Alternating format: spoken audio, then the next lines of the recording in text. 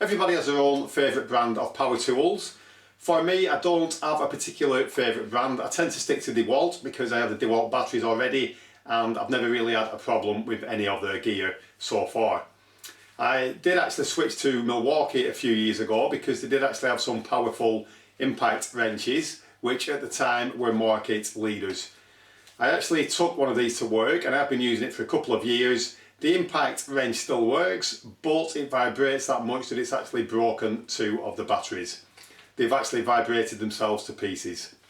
I also bought this 18-volt drill, which is the C18DD, and this basically lasted a couple of weeks before it burnt out. So I was drilling a 10mm hole in some mild steel at work using this drill, and I did drill a pilot hole first, and it started to smoke very badly. So that didn't really impress me because we have had much better quality drills such as DeWalt, for example, where I've never had a problem. And to be honest, I was a bit disappointed with it, but I have to say that the service from Milwaukee is absolutely excellent. If you do get in touch with them and you have registered your machine, they do normally send a courier to collect it. It's usually fixed within a few days and sent back to you.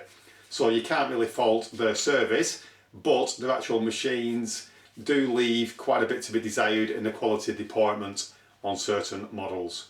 I then bought the M12 IR, which is a ratchet, and I actually got this for a specific job during the plant shutdown because I thought this would be very handy.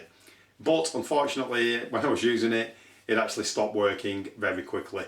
I only actually managed to undo a couple of bolts and I passed it to my colleague who was working on the opposite side of the machine, and when I gave it to him it actually stopped working like it actually has done again now. And this has actually been repaired and again it has actually stopped working. There is actually charge in this battery which I will prove to you in a second. So you can see the battery is connected. I'm squeezing the trigger and nothing is happening. So I'm going to take this battery off. I put that on the drill. And you can see that that is working and we have 2 bars of charge on that. So despite this being sent away a couple of years ago, it is again not working. So I have to say that I'm not really happy with Milwaukee tools. I've just removed the battery and now it is working again. I then have these 2 lithium ion batteries which are 3 amp power. If you had to buy these you'll probably be looking at between £60 and £100 each, and you can see that I've actually glued that one back in the past and that was taped up, and then when I was using it the other day it actually vibrated that much that it broke itself to pieces like so. This one is even worse. I did actually lend this to somebody with the impact wrench, and when it came back and I saw the battery was cracked I thought they'd actually dropped it, but they hadn't.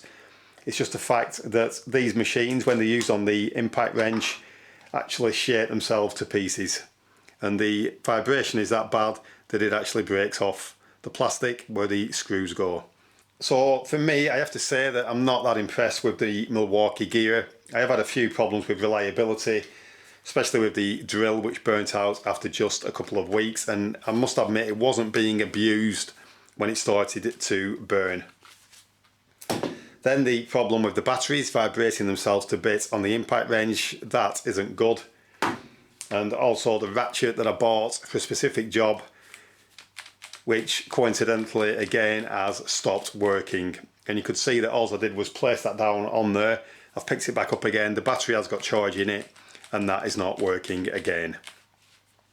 So for me, I'm not that impressed with Milwaukee tools, and I will definitely be looking at getting rid of these and buying something that is more reliable. I do have to say that the service is very good, and if you do have a machine that goes faulty under warranty, they are very good at fixing it, but they shouldn't really need fixing in the first place after such a short period of time. And then of course we've got that one which has been fixed and has gone faulty again. So you may have had different experiences with Milwaukee. You may think that they're absolutely brilliant and you may not have had any reliability issues whatsoever. But for me, I'm definitely going to steer clear of them in future, and I will be looking at definitely changing to another make. I'd like to thank you for watching this video, and if you haven't done so already, please subscribe to the channel.